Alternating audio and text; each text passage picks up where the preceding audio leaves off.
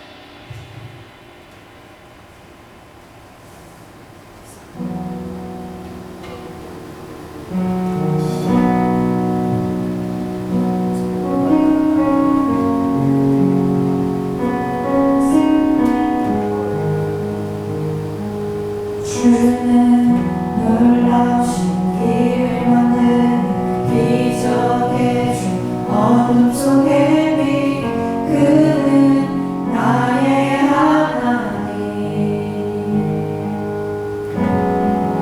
약속을 이루시는 기적의 주 어둠 속의 빛 그는 나의 하나님 주 예수 이곳에 계셔 막연히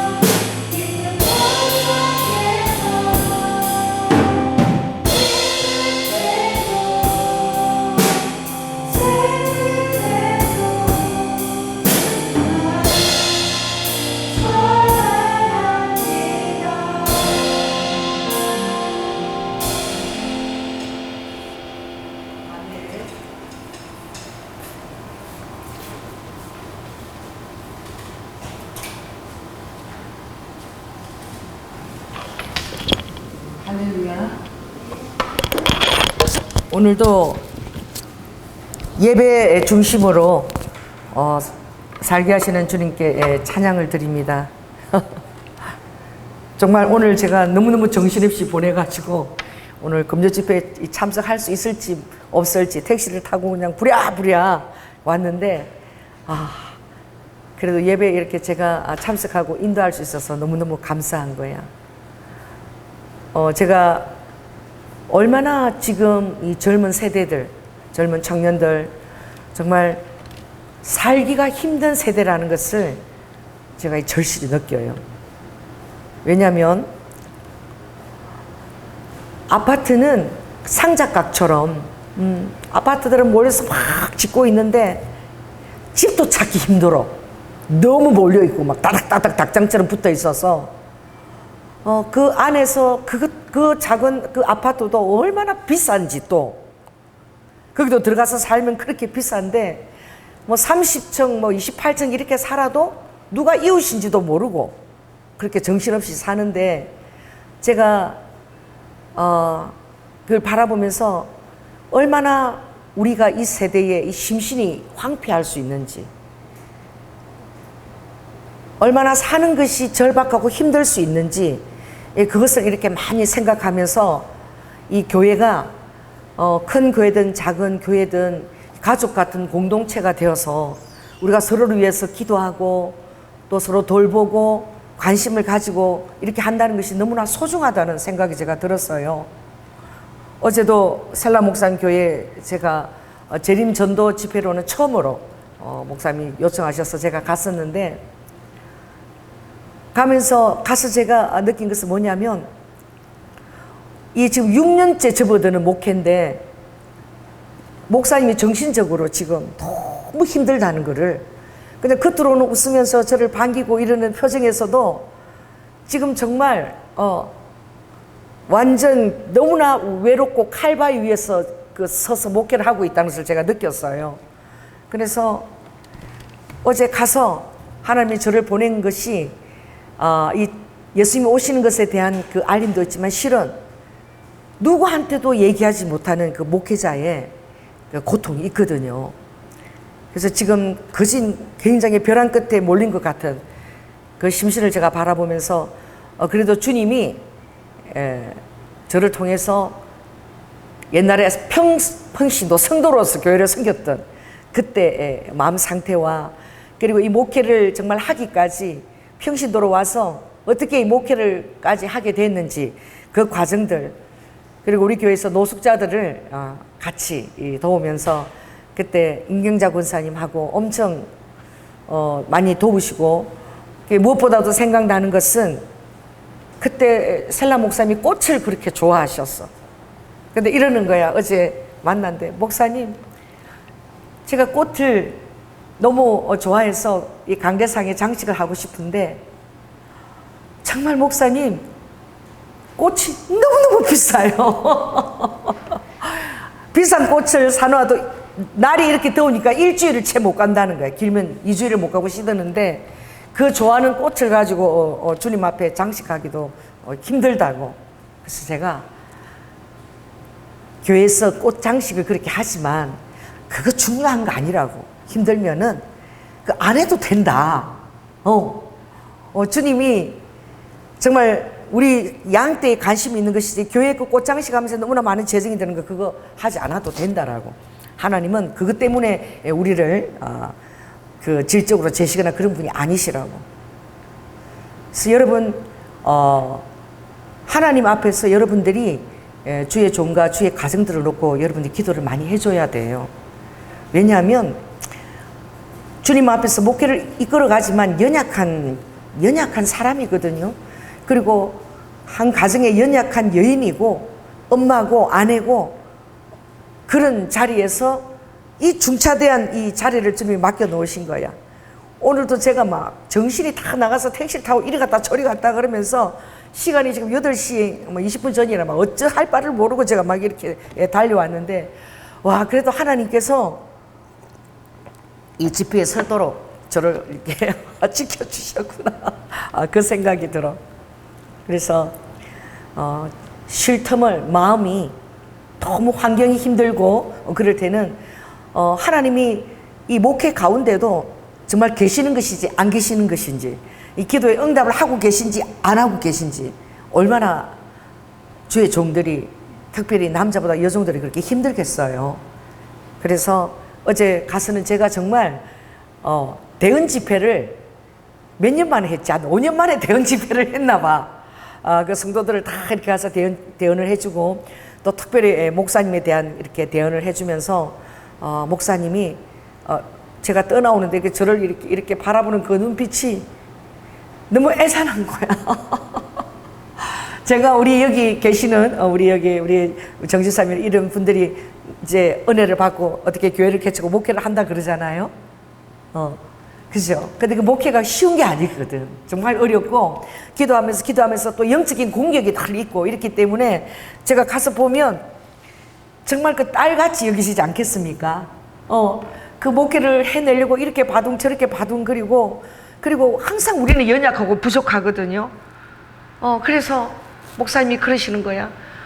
목사님, 제가 대학원도 너무너무 대학원도 공부해야 될 것 같아서 설교에 열심히 하는데, 또 설교 준비하느라고 너무 하나라도 틀릴까 봐 요새는 설교 그 준비하는데 이게 설교가 두렵다는 거야. 너무 두려워서 설교하다 혹시 내가 틀릴게 전하면 어떡하나 이래가지고 그 공부 거기다 하느라고 운동도 못하고 막 책상에 앉아가지고 뭐예요? 엄청 설교 준비해도 스트레스를 받는다는 거예요. 그래서 제가 그랬어요. 설교를 못해도 괜찮다. 그 자리에 세우신 분이 누구예요? 하나님이시라나. 하나님이시라면 그냥 잘 하려고 하지 말고 그냥 삶 속에서 내가 경험한 하나님이 오늘 나 10분만 설교하게 하시면 10분만 설교하고 정직하게 내려가는 것이지 뭐. 내가 그걸 억지로 만들어서 할 필요가 뭐가 있나. 그런 모습을 통해서도 성도들은 또 은혜를 또 받을 수 있다. 목사님을 위해서 또 기도해 줄 수도 있고, 그리고 목사님도 우리하고 똑같이 연약한 인간에 불과하다. 그러면서 부족함을 또 메꾸어 주려고 더 성도들이 돌봐줄 수도 있으니까 너무 설교에 대해서 내가 스트레스를 받지 말라고 그렇게 얘기했어요. 그래서 제가 그랬죠. 목사님, 제가 지금 21년째 집회 때는 주님 원고를 준비하지 말라 그랬어. 제가 21년째 지금 그냥 서잖아요. 왜? 약속인 거야. 할렐루야. 오늘처럼 제가 막 급하게 이것저것 정신이 나가지고 올 때는 이제 벙벙한 거야. 그래도 늘 주님께서 저와 함께 하신 것이 있기 때문에, 할렐루야. 제가 오늘도 주님이 하시리라 그러고 근데 여기 서는 거예요. 그리고 어떤 환경이나 내가 원치 않던 그런 환경, 그런 것이 여건이 조성된다 할지라도 여전히 주님만 의지하고 주님을 신뢰하기 때문에 설 수 있는 거야. 그렇지 않겠습니까? 저 따라해보세요. 호랑이 앞에 잡혀가도 정신을 차려라. 여러분, 지금 너무 더워가지고 정신줄을 놓아버린 사람들이 많아. 특별히요, 그래도 집에 에어컨이 이렇게 있으면 다행이죠. 제가 이 세계마다 이 지수를 보니까, 야, 우리 한국이 에어컨 대수가 엄청 많이 보유하고 있는 거야. 각 지마다. 그래도 가장 적게 보유하고 있는 데가 유럽이야. 노르웨이, 스페인, 뭐 영국 이런 쪽에만. 거기는 그래도 북방 이쪽에 좀 위치해서 좀 이렇게 좀 시원한 그런 날씨들을 갖고 있는 거예요. 그런데 막 올해 막 갑자기 생각지도 않은 이 그냥 폭염이 막 이렇게 와가지고 집집마다 에어컨 없는 거예요. 그러다 보니까 전부 다 어찌할 바를 모르고 온도 48도, 50도, 우리 서울도 어저께 온도가 48도야. 그러니까 막 사람들이 막 속출한 거야. 이게 이 더위에 적응이 또 안 돼가지고. 그래서 한 1만여 명이 죽었지 않습니까? 1만여 명이 무슨 전쟁 나서 죽은 숫자 같으죠? 이게 폭염으로 자다가 막 숨이 막혀가지고 죽고. 저도 며칠 전에 거실로 나왔는데 뭐 숨이 탁탁 막히는 거야. 못 있겠는 거야. 우리 지금 어디냐? 안방에 피난처예요. 그래서 안방에 에어컨을 틀어놓고, 왜? 거실이 너무 크니까 거기 다 틀 수도 없고 데워지지도 않아. 날씨가 너무 더우니까. 거기다가 하루 종일 이제 다 틀어놓고는 거기 들어가서 밥 먹고 그 안방에서 다 생활하는 거야. 나오면은 나무들도요 정말 지금 이런 그 이상기후 날씨로 정말 이렇게 간다면 이 에어컨 설치, 이 전기 이것도 뭐 실외기도 지금 어느 지금 지역에 불이 나가지고 에어컨도 실외기가 가열되면 불나나 봐. 아파트에서. 아파트 노인해가지고 그 실외기가 지금 불이 나서 가열돼서 그냥 터져가지고. 그 다행히 그래도 옆에 아파트까지 불이 번지진 않았는데 그 정도로 지금 이 지구가 지금 막 거대한 지금 몸살을 앓고 있는 거예요. 물이 부족하면은 어떻게 했습니까? 그래서 제가 우리 한국에 에어컨이 많은 것도 정말 감사한 일이다. 할렐루야. 우리 한국의 에어컨 대수가 전 세계에서 아주 그냥 아주 5위권 안에 들어요. 이게 도표수를 찾게 돼. 유럽이 제일 작아. 그러니 나라가 영토가 작지만 모든 것이 집약되어 있어서 에너지나 이런 것들이 쫙쫙 이렇게 관리가 되어진 것도 이것도 감사한 일이다. 그런데 젊은 부부들이 이 아이들을 키우면서 이 더위에 불쾌 지수 막 올라가잖아요. 근데 말이 통합니까? 여러분들이 주님을 만나면서 여러분들이 다른 것보다도 무엇보다도 이 정신적인 이 건강 지수가 이게 제일 중요해. 여러분 자신을 여러분 컨트롤 할 수 있어야 돼. 이런 저도 가까이에 분노 조절 장애의 그런 사람을 제가 처음 겪었어요.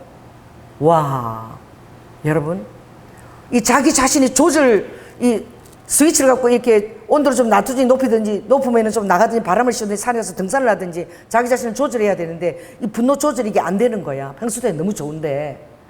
근데 이게 조절이 안 되면은 정말 위아래도 없고 아내도 없고 자식도 없는 거야. 그런 사람들이 정말 곁에 있다면 얼마나 가족이 고통스러운 거예요.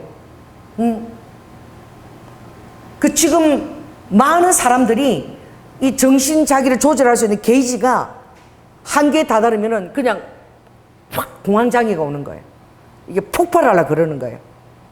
그래서 이 모든 환경들을 그냥 어떻게 하시고 다 때려 부수고 싶은 거지. 한계치에 다다르면.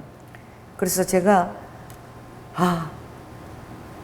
우리는 항상 연결되어 있어야 된다. 아멘. 급할 때는 여러분이 항상 SOS를 청하십시오.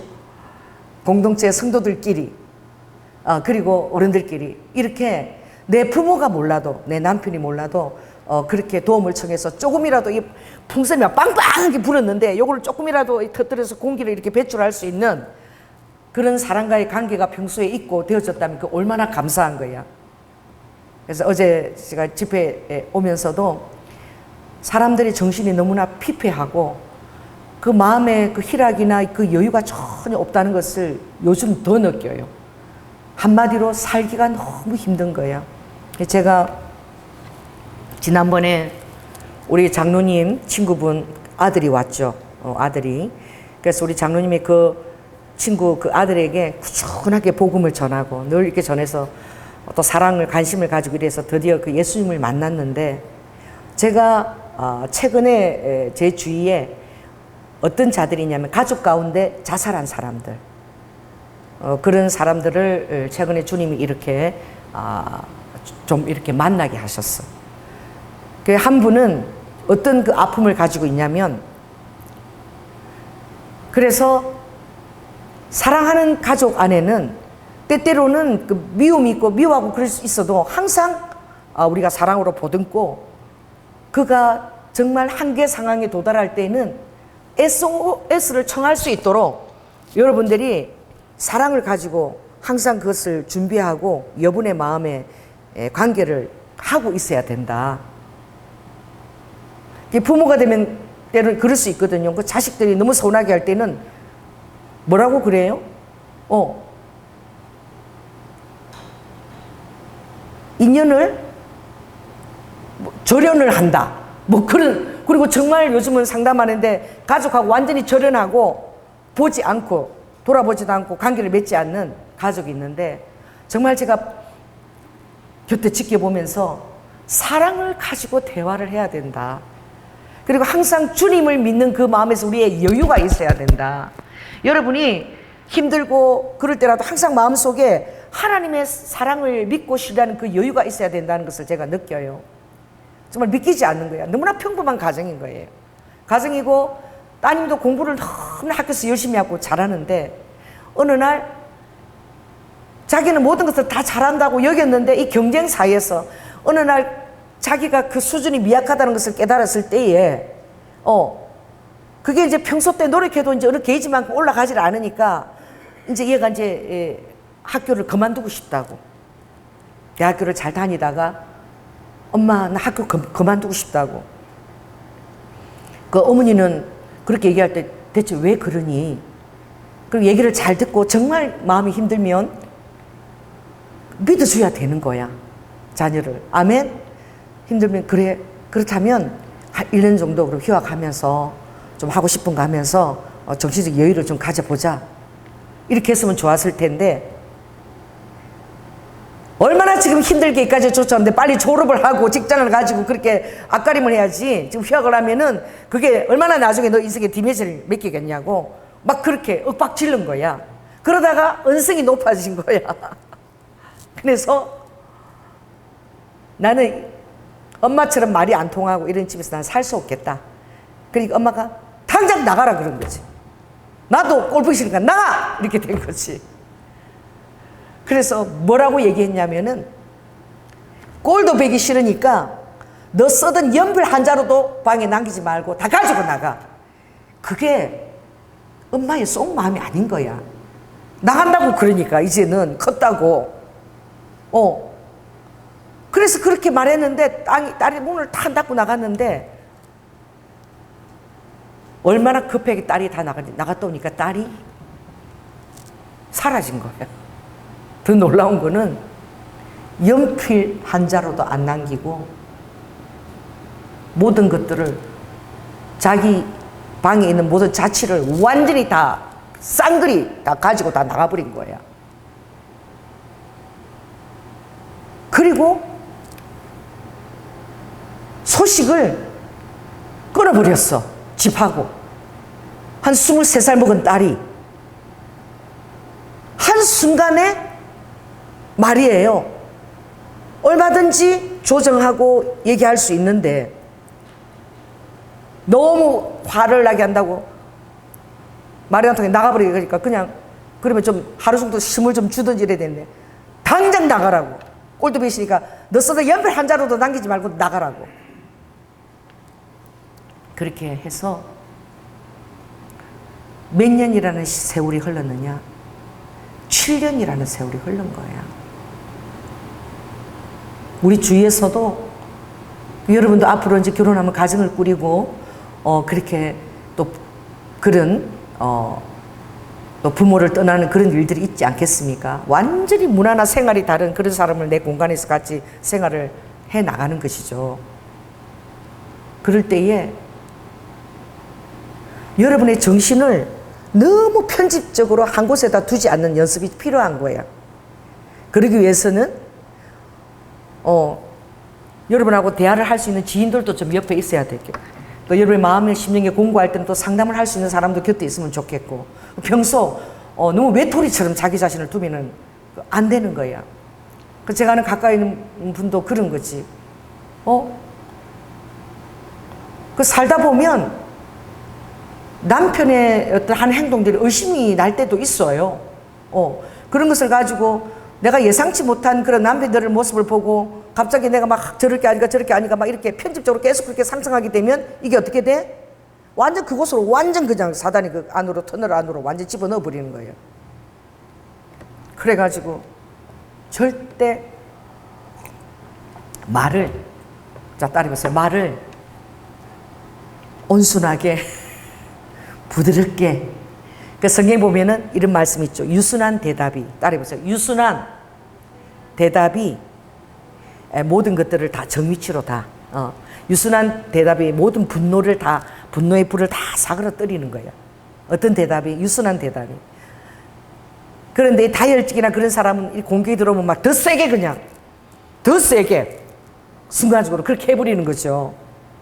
그래서 시간을 두고 생각하고 다른 데로 이렇게 신경을 좀 분산시키고 이런 게 굉장히 여러분 정신 건강을 위해서 필요한 거야. 제가 아는 지인도 그냥 부부 싸움 곁에 그러니까 굉장히 내성적이고 어떤 것에 부닥쳐서 힘든 영혼도 있지 않겠어요? 부부 싸움 끝에 꼴도 보기 싫다고 나가버리라고. 이 집에서 나가라고. 성질이 나서 하는데 자기가 성질이 나서 그 말할 때 자기 얼굴 표정이나 어떤 것이라 이거 전혀 모르는 거지. 그러니까 결혼해서 상대방은 그런 표정을 처음 볼 수도 있지 않겠어요? 잘하다가 막 그런 표정을. 그래가지고 남편이 나가버렸는데 안 들어오는 지가 몇 년이 된 거야? 17년 세월이 흐른 거야. 이건 이혼도 아니고 나가서 17년을 안 들어온 거야. 한순간에 그런 나의 감정 조절을 못할 때 그런 일이 일어나는 거예요. 그래서 저는 이렇게 주위 사람들하고 아무리 관계가 악화된다 할지라도 항상 이렇게 언제라도 나에게 SOS를 청할 수 있도록 도움을 청할 수 있도록 항상 그 관계를 열어둬야 된다. 아멘? 그래서 좋은 관계를 이렇게 여러분들 준비해 놓는 것이 여러분이 급할 때에 도움을 청할 수 없으면 혼자 터널 안에 갇히게 되면 악한 영이 여러분을 어떻게 이끌어갈 줄 모르는 거예요. 그래서 우리 장로님이 동생 그 친구분 그 아들을 정숙해서 예수를 믿게 하려고 너무너무 애썼는데 이제 어떤 일이 있었냐면 어느 날 자고 있는데 급한 전화가 온 거예요. 막 친구가 우는 거야. 그래서 우리 장로님이 너무 놀래가지고 급하게 뛰어갔는데 아기가 둘이래.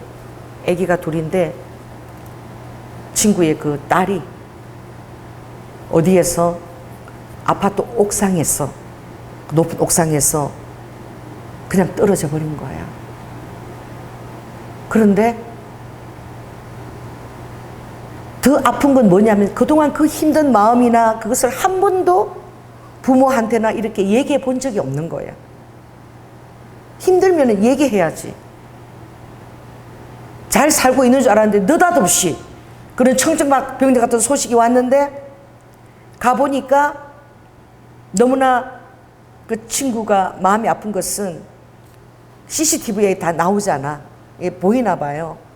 근데 엘리베이터가 아니라 그 계단을 가지고 그 위에 그 이제 옥상인데 그리로 올라가면서 뒤를 돌아보면서 걸음을 빨리 걷지 못하고 천천히 그러면서 그 둘이 하면서 걸어가는 그 CCTV에 그대로 찍힌 거야.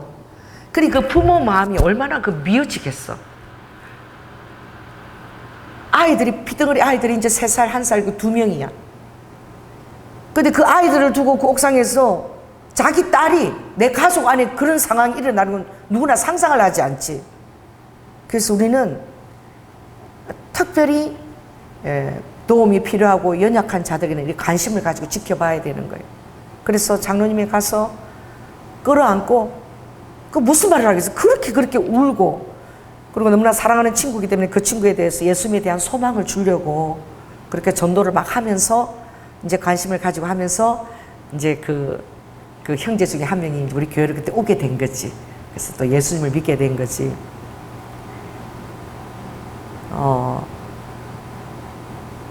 그래서 제가 지금은 나이가 80이 다 됐는데도 항상 어떤 그 아픔을 갖고 있는 분이 계신데 뭐냐면 가족 중에 누군가 스스로 목숨을 끊은 자가 있는 집.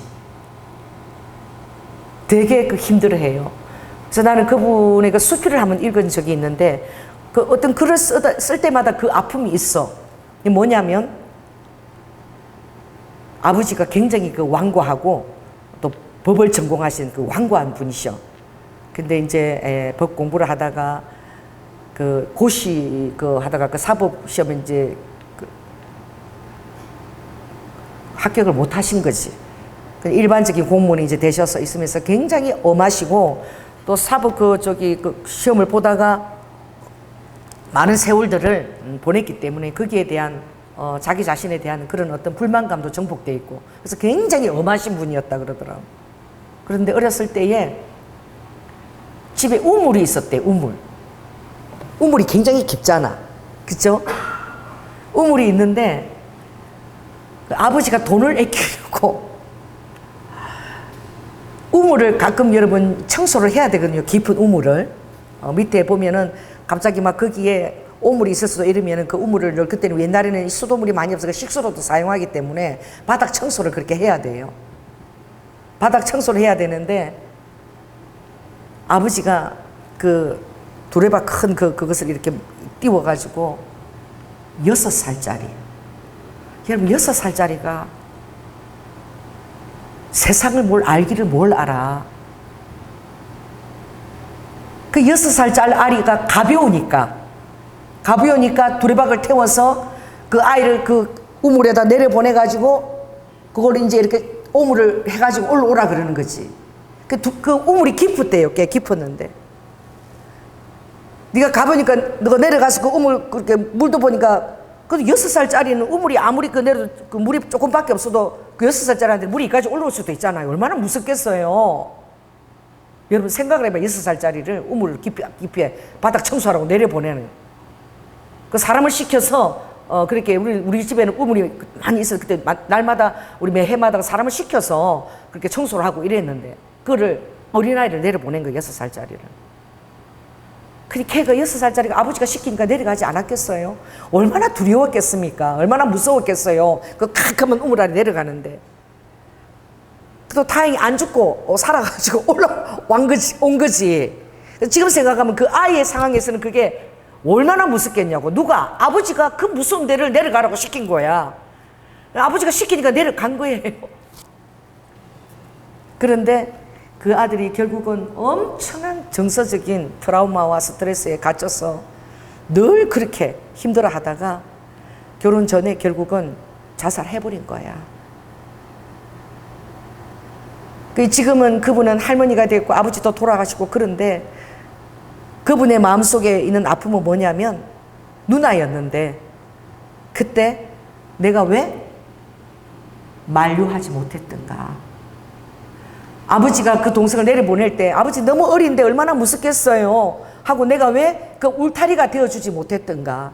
왜 내가 그의 벽이 되어주지 못했던가.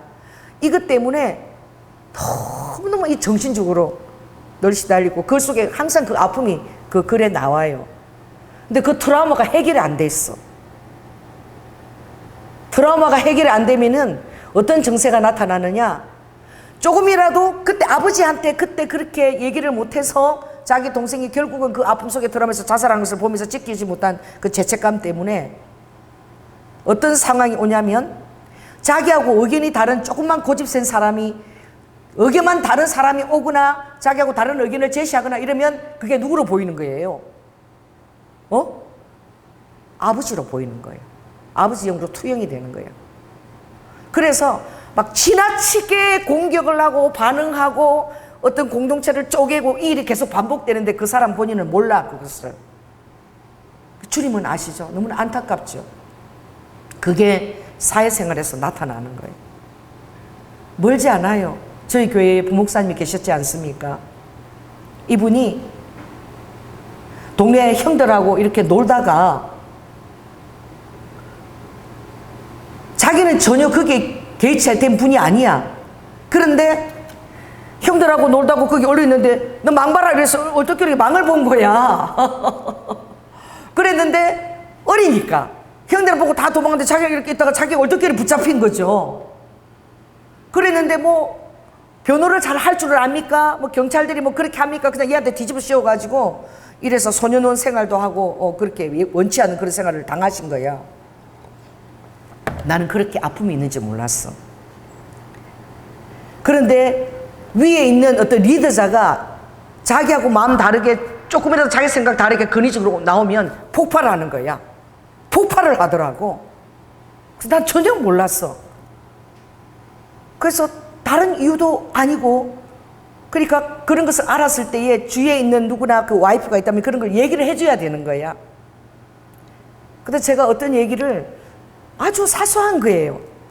주일날 찬양 인도하고 금요일 찬양 인도하는데 그분이 금요일 찬양 인도를 하고 주일 인도하시는데 그냥 주일 인도하는 것은 이분이 오신 분한테 사역을 맡기고 근데 금요 찬양만 인도했으면 좋겠습니다. 난 이게 아무 일도 아닌 줄 생각했어. 그런데 이분은 주일 찬양 인도하는 거에 대해서 굉장한 뭐예요? 자기의 그 아이덴티티를 가지신 거예요. 그러니까 금요일 찬양하는 것은 별 볼 일이 없고 목요일 찬양이 얼마나 중요한 거예요. 그것도. 그러다 이 주일 찬양이 굉장히 중요하다고 생각했는데 새로운 사역자에게 그걸 맡기고 목사님은 그냥 목요 집회 찬양에만 했으면 좋겠다. 그렇게 얘기를 했는데 이분이 너무 강하게 반발하면서 나와서 제가 그게 그렇게 중요하냐고 그렇게 얘기하다가 너무 강하게 이렇게 반발을 해서 제가 그러면 오늘 예배 후에 그에 대해서 제가 좀 얘기를 좀 나눕시다. 저는 그 얘기에 대해서 왜 그렇게 강하게 반발하는지 꼭 주일 예배 찬양을 인도해야만 되겠는지 되겠어. 제가 이제 오늘 예배 끝나고 얘기 좀 나눕시다 이랬어. 그랬는데 그 얘기를 주일 오전에 한 그 순간 사모님이 계속 우시는 거야. 계속 막 우시는 거야. 그래서 사모님이 왜 저렇게 우시지?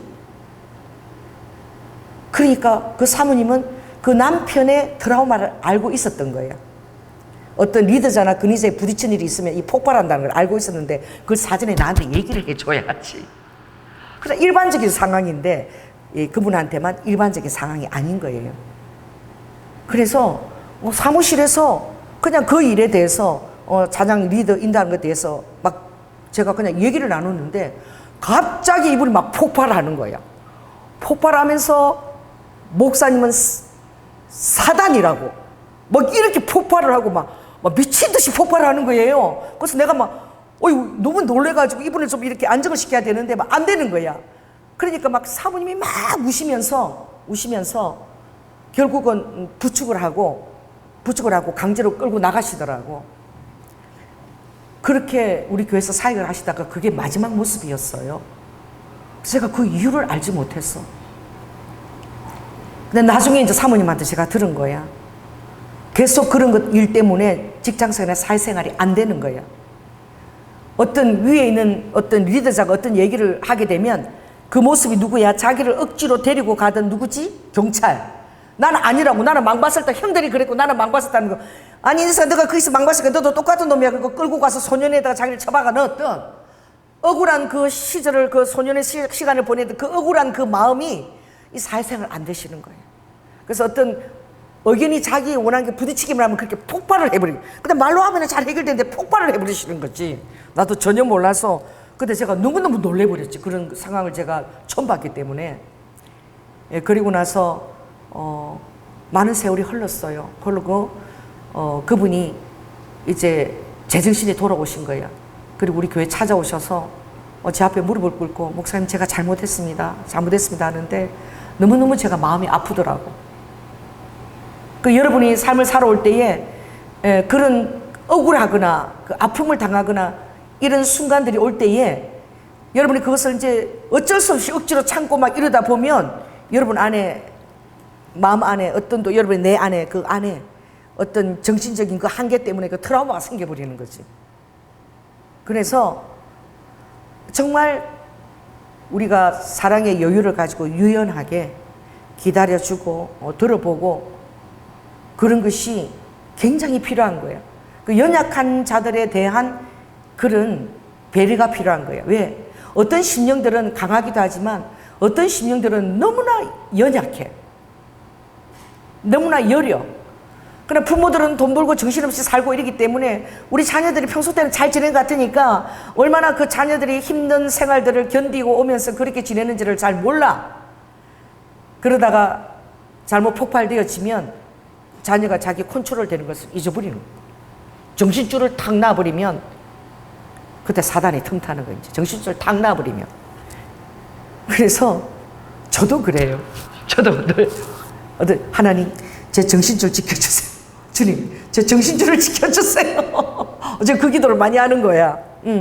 어떤 순간에는 여러분이 갑자기 막 탁 이렇게 공황장애 올 것 같은 막 모든 것들이 막 환경들이 막 이렇게 막 여러분에게 이것도 부담이고 저것도 부담이고 막 왕 부담으로 막 들어오고 또 하나님의 음성이 그렇게 늘 세미하게 여러분들에게 찾아와서 들리는 것이 아니고 여러분 믿음으로만 반응해야 될 때가 오기 때문에 그런 순간들이 있는 것이죠. 그럴 때는 여러분들이 도움을 청할 사람이 여러분 곁에 있어야 된다는 거. 할렐루야. 그래서 제가 가슴이 아픈 건 우리 장로님 그 친구분이 평소 때 부모하고 힘든 것들을 좀 얘기하고 그렇게 되었더라면, 그런 좀 이렇게 결혼하고 나서도 그런 서로의 그런 관계의 줄을 계속 잡고 있었더라면 그 딸이 엄마한테 얘기도 하고 불러내서 하소연도 하고 도울 길이 있었지 않겠어요? 그 딸이 그런 지경이 되리라고는 부모는 상상도 못한 것이지. 그러니까 지금 이 세대의 청년들이 얼마나 유약한지 몰라. 왜? 우리 때보다도 더 살기가 힘들어. 그러니까 장로님이 그래요. 우리 때는 그래도 대학교 나오면 취직할 때가 있었대. 직장이 있었대. 그리고 그나마 다 살 수 있었는데 지금 청년들 보면 학교를 나와도 또 스펙을 쌓아도 직장 구하기가 얼마나 하늘의 별 따기인지, 또 그곳에서도 안정감 있게 또 그렇게 버텨내는 공간도 되지 않을 뿐더러 낯선 공간에서 적응하랴 이 경쟁 사회에서 물가는 얼마나 세워지고, 또 자녀들은 또 결혼해서 어떻게 양육하며 그 모든 미래를 생각하면 막 멍멍멍멍 진짜 머리 아픈 거죠. 그래서 오늘 여러분은 오늘 이 말씀을 제가 드리고 싶어요. 이사야 49장에 보면 주님께서 15장 16절에 보면 이 말씀이 있어요. 여인이 어찌 그 젖먹는 자식을 잊겠으며 자기 태에서 난 아들을 긍휼히 여기지 않겠느냐.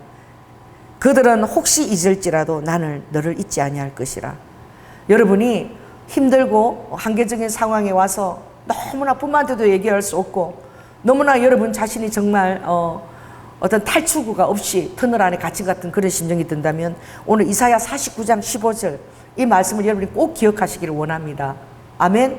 그래서 여인이 그 부모가 자기를 태에서 낳은 그 부모가 젖먹는 자식을 절대 잊어버리지 않는다는 거지. 정말 SOS를 통하면 그 엄마는 얼마든지 달려가서 도와줄 그 마음의 준비가 되어 있는 거야. 아무리 자식이 못난 짓을 해도 자식을 향한 부모의 마음은 그렇다는 것이지. 할렐루야. 이것도 너무나 중요한 거예요. 여인이 어찌 그 젖먹는 자식을 잊겠으며. 그러니까 이 환경 가운데 부모하고 소통을 5분도 10분도 제대로 얘기를 해보거나 여행을 가보거나 이런 시간이 없는 거야. 그러니까 평소에 서로의 힘든 것들이 소통이 잘 안 되죠. 그러니까 그 자녀는 여인이 젖먹는 자식을 어떻게 잊겠느냐 그걸 모르는 거야. 왜? 다 사는 게 바쁘니까 언제 사랑한다 얘기를 해요. 고백을 해서 서로 이렇게 소통을 해요. 그러니 그렇게 잘해주는 그 엄마가 그냥 당장 나가라고 막 꼴도 싫으니까 볼펜에 한 장도 남기지 말고 당장 나가. 그렇게 엄마가 잘해줬는데 그 말 한마디에 7년을 연필 한 자로 안 남기고 가서 7년을 안 나와서 눈물을 흘리면서 그 엄마가 그렇게까지 그 딸이 반응할 줄은 전혀 몰랐던 거예요. 자, 따라해보세요. 그렇게까지 반응할 줄을 몰랐던 거지. 우리가 그래요. 우리 곁에 있는 사람이 저렇게까지 반응이 나오리라고 우리는 잘 모를 수 있는 거야. 그 엄마 자식간이잖아. 그쵸? 근데 그 한마디에 우는 거야. 지금도 딸이 연락을 안 채운다는 거야. 7년이 됐다는 거야. 죽었는지 살았는지 모르겠다는 거야. 그래서 그 엄마가 울면서 내가 죽으면 그 딸이 알고 내 장례식이라도 올 수 있을까? 아들 하나 딸 하나 둘이에요. 그 한순간에 그 말이 그런 엄청난 결과를 가져온 거예요. 여러분의 부모가 여러분에게 그럴 수 있어요. 그래도 여러분들이 꼭 깨달아야 될 말씀 이게 진리야. 아무리 아빠와 그렇게 독한 말을 해도 그 본심은 딱 이렇다는 거예요. 주님이 하신 말씀. 여인은 절대 그 젖먹는 자식을 잊지 않고 자기 태에서 난 아들을 너무나 긍휼히 여기고 있다는 거예요. 아무리 자식이 못나게 굴고 가슴에 대못질을 해도 부모 마음은 그렇지 않다는 거야. 믿으십시오. 할렐루야. 평소 때 부모님 여러분에게 사랑한다 얘기하지 못하고 여러분에게 자상하게 어떤 대화를 하거나 어디 커피숍 가서 여러분 얘기를 그래 요즘 사는 건 어떠니 직장생활 어떠니 이렇게 들을 그 여유가 없다 할지라도 정말 그냥 잔식된 도리로 살지만 부모하고 나하고의 소통이 잘 안 하고 그런 경험도 없고 그렇다 할지라도 저도 5분도 부모하고 얘기할 시간이 없었거든요. 우리 어머니하고 너무 바쁘셔가지고 우리 삼촌 6명 또 그게 3남 1녀를 다 돌보고 혼자서 그 뭐 살림하는 것도 그렇게 바빴어. 그런데도 여러분 이 사실을 꼭 믿으세요. 이게 진리라는 거예요. 자, 저 딸 해보세요. 여인은 절대 젖먹였던 자식을 잊지 않는다는 거예요. 아멘? 믿으시기 바랍니다. 그리고 자기 태에서 난 아들을 어떻게 부모 가슴에 대못을 박아도 불쌍히 여긴다는 거예요. 긍휼히 여긴다는 거예요. 할렐루야. 그런데 이보다도 더 큰 사랑은 16절에 보니까 주 예수 그리스도께서 이렇게 얘기하신 거예요. 내가 너를 내 손바닥에다 새겼다. 할렐루야. 내 손바닥에 새겼고 너의 성벽이 항상 내 앞에 있나이다. 아멘. 주님이 여러분을 주님의 손바닥에 새겼고 너의 성벽이 너를 향하여 보호대를 만들어 너를 향한 그 나의 성벽이 항상 내 앞에 있어서 준비되어 있다는 거예요.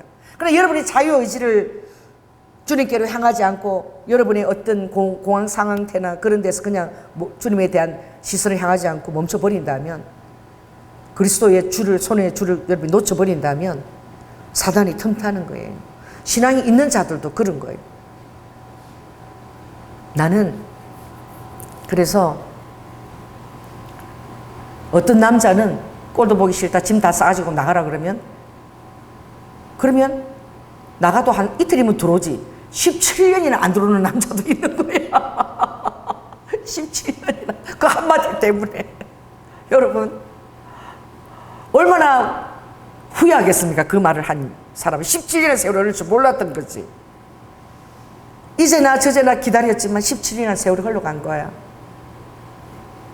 그러니까 한 번 그 다툼을 일으킨 사람의 그 노는 성벽 같아서 다시 회복하기가 너무 힘들다 그래서. 그래서 저는 그래요.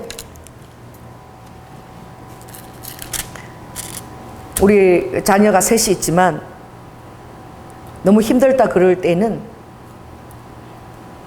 그냥 제가 달려가요. 그리고 얘기하고 싶지 않을 만큼 힘든 상황이 있으면 묻지 않아요. 여러분 묻지 말으시기 바랍니다. 정말 지금은 너무 내 힘들어서 도움을 애써서 여쭈겠지만 얘기하고 싶지 않은 순간들이 있는 거야. 그러면 그냥 그대로 묻지 않고 그냥 곁에서 도와주는 거야. 밥도 안 먹었으면 반찬하고 해서 먹을거리 장만해서 먹게끔 해주고. 할렐루야. 그냥 사랑을 그냥 보여주는 거지. 편히 쉬게끔 해주고. 그러다 보면 사랑이 묘약인 것 같아. 그러다 보면 한 2-3시간 지나면 그 마음이 가라앉는 거야. 가라앉고 내가 기댈 언덕이 있구나. 비빌 그런 울타리가 있구나 라고 생각하고 다음에 힘들 때 또 청할 수 있는 것이죠. 그러니까 여러분들은 의절한다, 인연을 끊겠다, 뭐 이런 그런 것들이 굉장히 다 악한 거야. 그 스스로 무리해서 나뉘는 자처럼 어리석은 자가 없대. 자, 따라해보세요. 스스로 무리해서 나뉘는 자처럼 그렇게 어리석은 자가 없다는 거야. 이 성경에 있는 자문에 있는 말씀이죠. 그래서 우리가 어떤 화가 나고 막 힘들고 또 내 어떤 마음을 몰라주고 너무 힘들 때는 그냥 이 무리해서 막 나뉘어지고 싶잖아. 그냥 막 따로 나가버리고 막 가족들도 모르게 그냥. 그런데 여러분 그 23살 딸이 7년 동안 그 혼자서 생활을 뭘 했는지 아르바이트 하면서 살아내면서 했다는 것이 얼마나 힘든 거예요. 생각을 해보세요. 한순간에 홧김에 나와가지고. 그리고 자존심이 강해서 다시 돌아가지도 않고. 오늘 저는 많은 것을 전하는 것이 아니라 부모의 품은 아무리 여러분들 부모 마음에 대못을 받고 힘들게 해도 이게 진리라는 거예요. 여인은 절대 그 젖먹였던 자식을 포기 안 한다는 거예요. 할렐루야. 그 젖먹이 자식을 절대 잊지도 않고 긍휼히 여긴다는 거예요. 이게 진리입니다. 그래서 그렇게 대못을 받고 나는데 이제는 아빠하고 엄마하고 연락하기도 싫어. 이제 절연을 할 거야. 이런 마음이 붕붕. 이렇게까지 나를 마음을 힘들고 이럴 수 있어? 그렇게 해도 여러분이 힘들 때에 SOS 요청하면 여러분을 항상 도울 준비가 되어 있는 그런 여러분의 젖먹이 애기고 긍휼함을 받는 태에서 나온 그런 어린아이처럼 부모 눈에는 비치는 거야. 할렐루야. 제가 그래서 이번에 후쿠오카를 따라갔다니까. 내가 놀러 가고 싶어서 간 게 아니라니까. 가기 싫었어요. 후쿠오카를 내가 왜 가기 싫었냐. 그 땅에 대한 그 내 아픔이 있거든. 그 땅에서 그렇게 열심히 일본 선교를 준비했는데 하나님이 불러주지 않았기 때문에 후쿠오카를 제가 한 번도 가본 적이 없어요. 뭐 다른 동경이나 후지나 많이 쫓아다니도 후쿠오카 땅 가면 제가 거기서 막 3년 왔다 갔다 공부하고 그 했던 그게 생각해서 그 땅을 보기가 힘들었는데 우리 미국 후쿠오카를 간다 그래서 내가 안 가려고 했는데 근데 왜 남편도 없이 저렇게 혼자서 후쿠오카를 가려고 그럴까? 그것도 어린 또 하승이는 떼놓고 하비미만 데리고 간다니까 걱정이 되는 거지. 말도 안 통하고 물가도 비싸고 대체 거기 가서 얘가 어떻게 모든 것들을 해내려고 그러나 그 마음이 좋았던 거야. 그래서 제가 밤에 이렇게 기도를 하는데 주님이 너 애니 있는 거 전부 다 챙겨가지고 가지고 다 가서 이번에 가서 우리 미를 위해서 다 써라 주님이. 그래서 뭔가 뭐 사연이 있나 보다 내가 모르는 그 마음으로 제가 가서 그 하빈이하고 그 우리미를 제가 100% 섬긴 거예요. 그러면서 엄마가 나를 키울 때 돌아보지 않았지만 그래도 엄마가 나를 사랑하는 게 맞구나. 그런 것들이 이번에 많이 회복이 되어진 거야. 제가 굉장히 감사해서 그런 시간을 하나님이 주셔서 그것만 회복시킨 게 아니라 후쿠오카에 대한 나의 트라우마도 주님 회복시켜 준 거야. 그래서 우리가 9월 1일에 지금 가잖아. 그렇죠? 근데 후쿠오카는 주님이 한 번만 간 게 아니라 계속 가라 그래서 계속 갈 마음을 또 가지고 있고 당일치기로 그런 마음을 가지고 그 땅은 밟기도 싫고 기억도 하기 싫어서 30년이 지나도 한 번도 방문해 보지 않은 땅인데 이번에 가면서 후쿠오카에 대한 그 땅에 대한 트라우마도 주님 회복시키시고 관계도 회복시키신 거예요. 완전히 제 마음을 완전히 바꿔버린 거야. 꼴도 보기 싫은 그 도시였는데 이번에 가서 긍휼을 주님이 내 마음에 부어줘가지고 그 후쿠오카에 대한 긍휼한 마음과 그 불쌍한 마음 내 마음에 확 부어진 거예요. 우리 한국하고 제일 가까운 땅이잖아. 밤에 제가 비행기 타면서 이렇게 보니까 반짝반짝반짝 하는 게 내가 보니까 막 부산하고 제주도보다 더 가까운 것 같아. 이렇게 후쿠오카 땅하고 우리 부산하고 이렇게 보여. 비행기 밤에서 보니까 너무 가까워. 그렇게 가까운 땅인데 여기는 십자가라고는 탑은 전혀 없고 이쪽에 대한민국은 그 십자가가 반짝반짝 빨간 게 반짝이는 어떻게 같은 하늘 아래 이렇게 가까운 위치에 있는데 이렇게 십자가가 전무할 수 있을까? 제가 처음 후쿠오카 밤 비행기 타 오면서 그런 생각을 한 것이 있거든요. 근데 하나님께서 마음을 바꾸시니까 순식간에 그렇게 바꾸시고 정말 그 후쿠오카를 그 큐슈의 제일 큰 도시인데 자주 가서 그 땅에서 그래도 주님 무슨 소식을 전해야 되겠다. 마음을 주님이 30년 동안 그 저의 어떤 트라우마의 그 마음 그 땅을 완전히 바꿔버리신 거야. 제가 마음을 열고 간 게 아닌데 다른 마음을 부어주신 거야. 그래서 그 우리미가 또 마음이 힘들고 이럴 때에 이런저런 하면서 엄마가 적극적으로 그냥 곁에 와서 이렇게 돕는 걸 또 경험을 한 것이죠.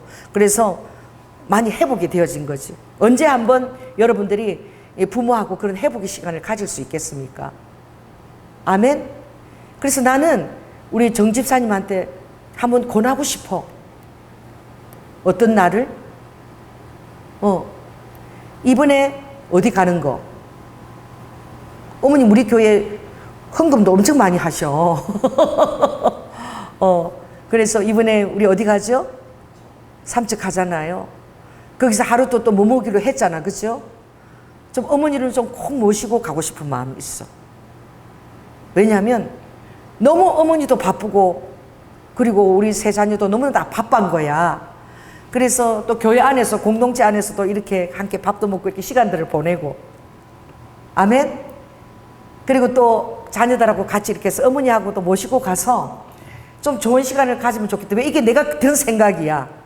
그래서 우리 장로님한테 우리 조승호 그분 어머니 좀 이번에 가서 그렇게 세 분하고 우리 집사님하고 같이 좋은 시간 좀 보내고 하루 더 있으면서 또 그렇게 시간이 좀 낼 수 있으면 그렇게 내서 왜 그런 시간들이 많지가 않아. 살다 보면 바빠서 저도 이번에 우리미하고 그런 시간을 보내면서 참 좋았거든요.